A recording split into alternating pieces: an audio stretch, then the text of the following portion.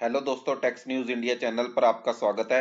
आज हम अश्नील ग्रोवर जो कि भारत पे के को फाउंडर हैं, कंट्रोवर्सी चल रही है उसके बारे में हम बताएंगे। उनके ऊपर फाइनेंशियल फ्रॉड का भी इल्जाम लगाया जा रहा है, परंतु उन्होंने कहा है कि अगर मुझे कंपनी से निकालना है तो मुझे 4,000 करोड़ रुपए दीजिए और मैं कंपनी से बाहर हो जाऊंगा।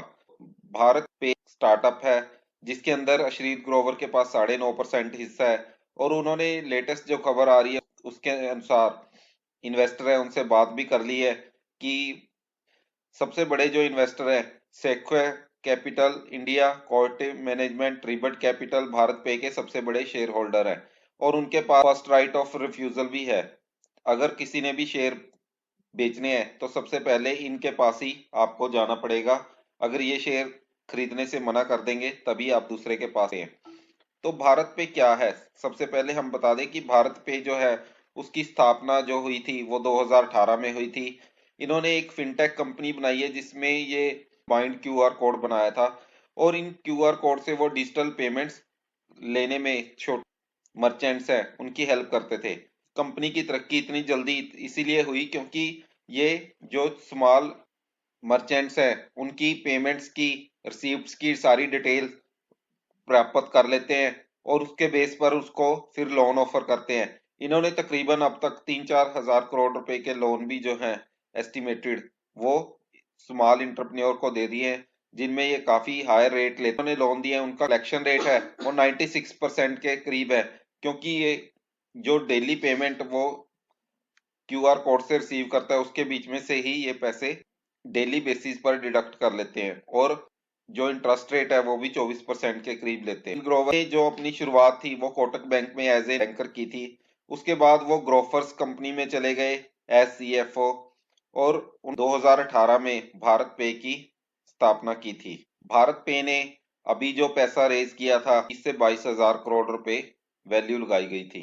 तो भारत पे है, इसने स्मॉल फाइनेंस बैंक का लाइसेंस भी के सेंट्रम फाइनेंशियल सर्विसेज के साथ मिलकर ज्वाइंट वेंचर में ले लिया है, और उन्होंने पीएमसी बैंक उसको भी स्मॉल फाइनेंस बैंक के अंदर मर्ज करने का आरबीआई से अप्रूवल ले लिया है। जनवरी 19 को एक ऑडियो टेप लीक हुआ था जिसमें यह कहा जा रहा था कि ये आवाज अश्लील ग्रोवर की है, और उसमें वो कोटक बैंक के किसी कर्मचारी के साथ गाली गलौज कर रहे थे, और उसमें उन्होंने वो कह रहे थे कि नायका का उन्होंने आईपीओ जो लगाना चाहते थे वो उसके बदले में जो लोन था उन्हें कोटक महिंद्रा बैंक ने टाइम पे नहीं दिया, इसी वजह से उनका काफी लॉस हो चुका है।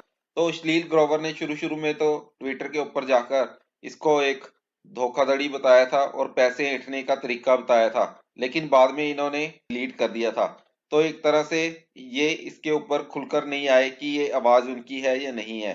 दोस्तों, ये भी आवाज उठ रही है कि जो भारत पे के अंदर है वो टॉक्सिक वर्क कल्चर फैला हुआ है। आपने शार्क टैंक इंडिया के अंदर भी देखा होगा कि कैसे स्टार्टअप्स जो इन्वेस्टमेंट लेने के लिए आते हैं उनको अश्लील ग्रोवर ने कैसे कैसे टिप्पणियां की हैं। उनको बोला है कि घर बैठ जा जाकर, तुम्हारा कुछ नहीं होने वाला। ऐसे उन्होंने डिमोटिवेशन की है काफी सारे व्यक्तियों। पहले भी इनको सीईओ दिया गया था, क्यों बाद इन्हें एमडी लगा दिया गया था। कई मीडिया का ये भी कहना है कि जो इनकी आक्रामक भाषा है या बहुत ज्यादा ये एग्रेसिव हो जाते हैं उसकी वजह से ही काफी सारे अच्छे लोग जो है भारत पे से पहले ही छोड़ के जा चुके हैं। दोस्तों, जब कोई आदमी अकेले ही एक कंपनी को खड़ा कर तो उसमें धीरे धीरे अहंकार आने लग जाता है कि मैंने ही ये सारी कंपनी खड़ी की है, और जब आने वाले टाइम के साथ वो चेंज नहीं कर पाता, और उससे क्या होता है कि अगर उसकी बात नहीं मानी जाती तो वो बहुत ही ज्यादा गुस्से हो जाता है, इसमें और भी ज्यादा वो गलतियां करता है।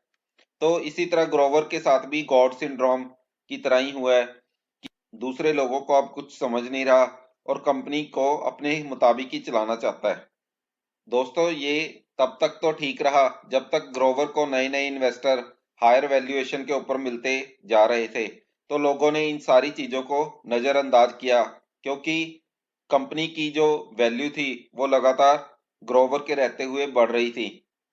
दोस्तों, अगस्त 2020 के अंदर भी हर्षजीत सेठी जो कि सेक्वाया कैपिटल के मैनेजिंग डायरेक्टर थे, उनके साथ कंट्रोवर्सी हुई थी, जिसके बाद भारत पे की जो सीरीज बी की फंडिंग है 19% स्टेक की, वो सेक्वाया कैपिटल ने डिले कर दी थी।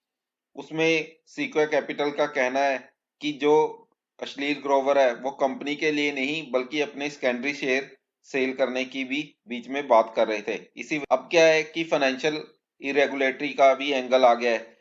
जब ये बात आ गई है तो ग्रोवर को पहले शुरू शुरू में 1 हफ्ते की छुट्टी भेजा गया था, तो उसके साथ ही उनकी जो पत्नी है माधुरी जैन, उनको भी छुट्टी भेज दिया गया था। तो इसके बाद इंडिपेंडेंट ऑडिट का फैसला लिया गया बोर्ड की तरफ से। कंपनी ने जो है अल्वरेज एंड मार्शल्स को इंडिपेंडेंट ऑडिट करने के लिए भारत पे में लगा दिया था।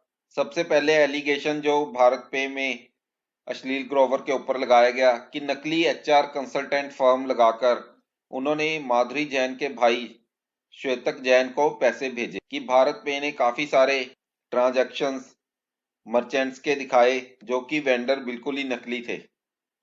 जो अल्वरेज और मार्शल की प्रीलिमिनरी रिपोर्ट बनाई गई थी उसमें से कुछ चुनिंदा चीजें लीक सोशल मीडिया के ऊपर हो गई थी। इसके अंदर बताया गया था कि 53 करोड़ की पेमेंट्स जो वेंडर को की गई थी वो वेंडर एग्जिस्ट ही नहीं कर, कंपनी को इन वजह से जो है 11 करोड़ के करीब नुकसान भी हुआ है। अल्वरेज और मार्शल की रिपोर्ट में यह भी बताया गया है कि कंपनी जो रिक्रूटमेंट कर रही थी एम्प्लॉइज की, उसमें कंसल्टेंट फर्म को बिल पे किए गए हैं, लेकिन जब एम्प्लॉय से पूछा गया तो एम्प्लॉइज को इस बारे में पता ही नहीं था कि वो 3.77 करोड़ के वेंडर्स की पेमेंट्स पानीपत के किसी वेंडर्स को की गई हैं, जिनके एड्रेस, ईमेल एड्रेस और फिजिकल एड्रेस और सिमिलर जो उनके राउचर्स हैं, बिल्स हैं, वो एक तरह से ही हैं और वो पानीपत के हैं और पानीपत में ही माधुरी का होम टाउन है। दोस्तों, जो भारत पे में इससे पहले भी जो हैं काफी फ्रॉड होते रहे हैं। ये पहली फाइनेंशियल इरेगुलेटरी नहीं थी। पहले एक director general of GST intelligence DGGI ने 2021 में भारत पे के ऑफिस पे रेड की थी, जिसके अंदर भारत डीजीजीआई ने 51 करोड़ के 30 नॉन एग्जिस्टेंट वेंडर को पेमेंट्स ढूंढी थी जो बिल दिखाए गए थे और इसके बारे में शो कॉज इशू किया गया था। लेकिन भारत पे में इसके बारे में डीजीसीआई से रिक्वेस्ट की थी कि ये शो कॉज विड्रॉ कर लिया जाए और हम सरचार्ज वगैरह जो भी हैं वो हम भरने के लिए तैयार हैं, लेकिन ये शो कॉज विड्रॉ कर लिया जाए। और ये जो लेटर रिक्वेस्ट लिखी गई थी वो माधुरी के ब्रदर इन लॉ की तरफ से ही लिखी गई थी। केस के अंदर डीजीजीआई की इन्वेस्टिगेशन के अंदर भारत पे ने जो 9.54 करोड़ का इनपुट टैक्स क्रेडिट है वो रिवर्स कर लिया था और 1.54 करोड़ की पेनल्टी भर दी थी। तो भारत पे ने भी अपनी एक प्रेस स्टेटमेंट इशू की है फरवरी 4 को, जिसके अंदर उन्होंने बताया कि अभी तक अल्वरेज और मार्शल की तरफ से कोई फाइनल रिपोर्ट नहीं आई है। पे के जो बोर्ड है वो बेस्ट इंटरेस्ट कंपनी के कोशिश कर रहा है काम करने की और पूरी कॉन्फिडेंशियलिटी और इंटेग्रिटी जो गवर्नेंस के अंदर होती है वो मेंटेन कर रहा है।